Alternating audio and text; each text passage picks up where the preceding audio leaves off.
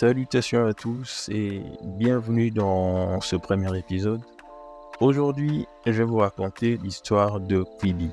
Quibi, cette plateforme de streaming mobile qui a suscité beaucoup d'attentes, qui a réussi à lever quasiment 2 milliards de dollars et à travailler avec les personnes les plus influentes d'Hollywood pour finalement échouer et fermer ses portes 6 mois après son lancement.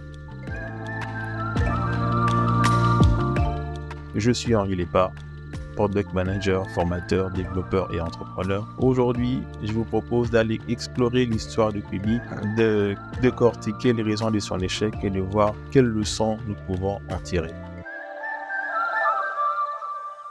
Si vous n'avez jamais entendu parler de cette histoire, c'est l'occasion pour vous de découvrir et d'apprendre.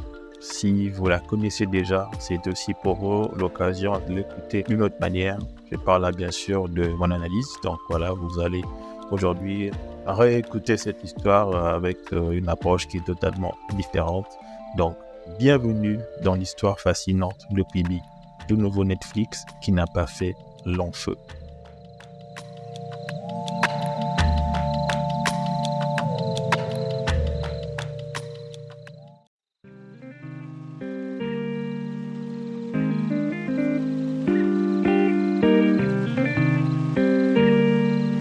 Quibi, acronyme de Quick Bite, était une application de streaming mobile lancée en 2020. Elle a été fondée par deux personnalités de l'industrie du divertissement et là où Quibi se démarque, l'histoire de Quibi se démarque des autres histoires que je vais raconter dans ce podcast, c'est que Quibi n'a pas été fondée par des personnes inexpérimentées parce que nous savons que lorsqu'une start-up échoue, on attribue forcément on attribue de manière générale la faute à l'équipe fondatrice. Donc, vous allez voir que Quibi n'était pas fondé, dirigé par des personnes inexpérimentées parce que derrière Quibi, il y avait Jeffrey Katzenberg qui est une grande personnalité du divertissement américain. Il a travaillé chez Paramount Pictures. Ensuite, en 1994, il a rejoint Disney et a participé à la renaissance de Disney, la période des années 90 à 2000, période dans laquelle Disney a produit des films à succès comme La Belle et la Bête, La Petite Sirène, Le Roi Lion.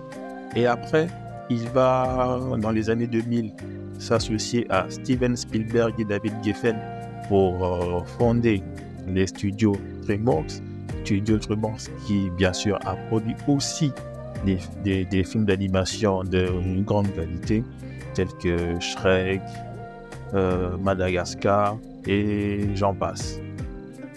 Pour diriger Quibi, Jeffrey Katzenberg s'était associé à Meg Whitman, qui est une ancienne PDG et ambassadrice des États-Unis au Kenya. Elle est reconnue pour son expertise en affaires et en marketing. Elle a aussi travaillé pour Hewlett-Packard, Walt Disney et DreamWorks. Et l'un de ses grands exploits, c'est qu'elle a été PDG d'eBay de 1998 à 2008 et au cours de ces 10 années au sein de l'entreprise, elle a supervisé son expansion passant de 30 employés et 4 millions de dollars de revenus à plus de 15 000 employés et 8 milliards de dollars de revenus. En résumé, Quibi était un Netflix pour mobile, conçu pour proposer du contenu de haute qualité destiné à être regardé sur des smartphones avec des épisodes de 10 minutes maximum.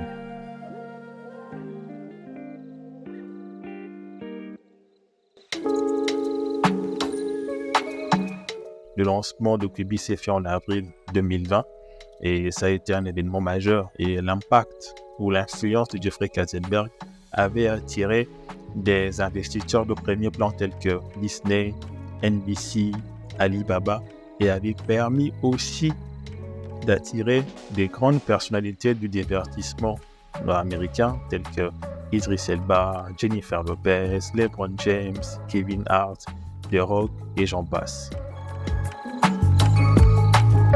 Cependant, malgré ce démarrage en fanfare, Quibi a rapidement rencontré des problèmes et malgré ses atouts, n'a pas réussi à trouver son public. Les abonnés ne se sont pas inscrits en nombre suffisant pour rentabiliser les investissements colossaux qui avaient été faits. Je rappelle que Quibi avait réussi à lever quasiment 2 milliards de dollars Et selon leurs prévisions, l'équipe dirigeante de Quibi s'attendait à avoir au moins 7 millions d'abonnés et 250 millions de dollars pour la première année. Mais en juillet de la même année, Quibi avait plus d'1 million d'utilisateurs pour seulement 72 000 abonnés. Et en octobre 2020, Jeffrey Katzenberg et Meg Whitman ont annoncé la fermeture prochaine de l'application, tout en expliquant que la pandémie de Covid-19 avait joué un rôle dans cet échec et avait aussi pris pour raison la concurrence accrue des autres plateformes de streaming.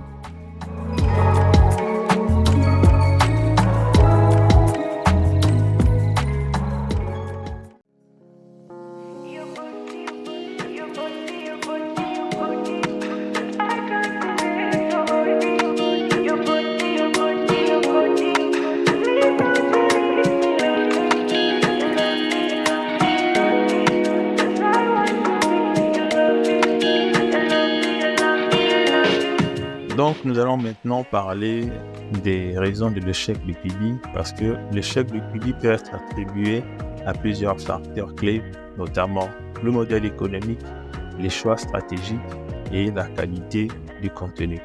Je commencerai par la qualité du contenu en disant que Quibi avait surestimé l'importance de la production haut de gamme, parce que Quibi avait misé sur des productions hyper coûteuses, parce que Quibi avait fait appel à des grands réalisateurs tels que Guillermo del Toro, tels que Steven Spielberg, qui est l'ami de Jeffrey Katzenberg, et avait fait appel aux grandes personnalités que j'ai citées, parce que j'ai parlé de personnes qui avaient été attirées par l'influence de Jeffrey Katzenberg. Et l'autre chose, c'est que Quibi avait négligé la profondeur et l'originalité des histoires, parce que les histoires courtes, en fait, limitaient le développement des personnages et des intrigues, et le format manquait de variété. Et en dernier lieu, je dirais que les critiques négatives sur le manque de profondeur de la qualité du contenu ont fait en sorte que les gens ne se soient pas autant intéressés au contenu de Quibi, au point de passer au plan payant, comme nous l'avons vu tout à l'heure,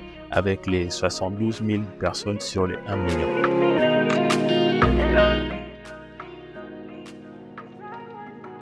L'inflexibilité du modèle de Quibi a aussi été un facteur, parce que cette rigidité a limité l'attractivité de la plateforme par rapport à ses concurrents qui proposaient des options plus flexibles, comme les applications TV et des formules sans publicité. Mais Quibi a aussi négligé un facteur, c'est l'impact sur l'expérience utilisateur et la rentabilité. Le modèle payant de Quibi a dissuadé les utilisateurs potentiels, tandis que la version gratuite avec la publicité n'a pas suffisamment généré de revenus pour soutenir l'entreprise. Et au niveau des choix stratégiques, je dirais que la mauvaise compréhension du marché et des attentes du public cible a aussi joué un rôle dans l'échec de Quibi, parce que Quibi a surestimé l'intérêt des gens pour des contenus courts sur mobile, négligeant les préférences pour des formats plus longs et des écrans plus grands. Parce que je rappelle qu'en 2020, c'était la période du confinement. Et étant confiné, lorsqu'il fallait regarder un film ou une série, les gens préféraient regarder ce type de contenu sur les grands écrans, bien sûr, leur télé ou leurs ordinateurs. Et Quibi n'ayant pas, on l'a dit tout comme on l'a dit plus haut, de modèle TV, ça a empêché en fait à ce public-là de pouvoir continuer à suivre le programme de Quibi et de s'orienter plutôt vers des plateformes comme Netflix, Disney+, et autres. Et après, il y a aussi le manque d'adaptation au changement du paysage médiatique, parce que Quibi n'a pas su s'adapter à l'augmentation de la consommation de contenu sur des plateformes comme YouTube et TikTok, qui proposaient certes du contenu court, mais qui était engageant et souvent gratuit, parce que produit par des personnes pas connues ou des personnes peu connues, des personnes comme vous et moi, des personnes que l'on peut rencontrer sur la route. Alors que Quibi, comme j'ai dit plus haut, avait misé et avait mis beaucoup d'argent sur le fait d'attirer des personnalités comme Kevin Hart, The Rock. Donc ce qui a fait que ça n'a pas fonctionné forcément pour Quibi. Donc ce manque d'adaptation a tué. Certaines personnes disent même que c'est le conflit de génération a tué Quibi, parce que Jeffrey Katzenberg, étant figé sur le modèle qu'il avait, n'a pas su comprendre que le modèle de TikTok et autres allait permettre à ces plateformes d'évoluer et de percer. En conclusion, je dirais que l'histoire de Quibi est une histoire fascinante qui met en lumière l'importance de comprendre son marché, de proposer une offre adaptée aux besoins des consommateurs et de s'adapter aux changements. La pandémie a certes pu jouer un rôle dans l'échec de Quibi parce qu'elle a favorisé la concurrence et le changement de consommation, mais d'autres plateformes comme YouTube, TikTok et Twitch ont su tirer leur épingle du jeu en s'adaptant rapidement aux nouvelles réalités. Leur succès repose sur plusieurs facteurs clés, notamment la compréhension profonde de leur public cible, car ces plateformes ont su s'adapter et ont su identifier les attentes et les préférences des utilisateurs en proposant des contenus pertinents et engageants. Et deux, la flexibilité et l'adaptabilité. Elles ont su évoluer rapidement pour répondre aux changements de comportement des consommateurs en développant des nouvelles fonctionnalités et en s'ouvrant à de nouveaux formats, chose que Quibi n'a pas fait. Quibi a entendu le dernier moment en octobre pour essayer de se sauver en lançant un modèle TV, mais bon, il était déjà trop tard. Ces plateformes-là ont aussi priorisé l'expérience utilisateur. Elles ont mis l'accent sur les interfaces intuitives, une navigation plus fluide et une qualité de diffusion optimale.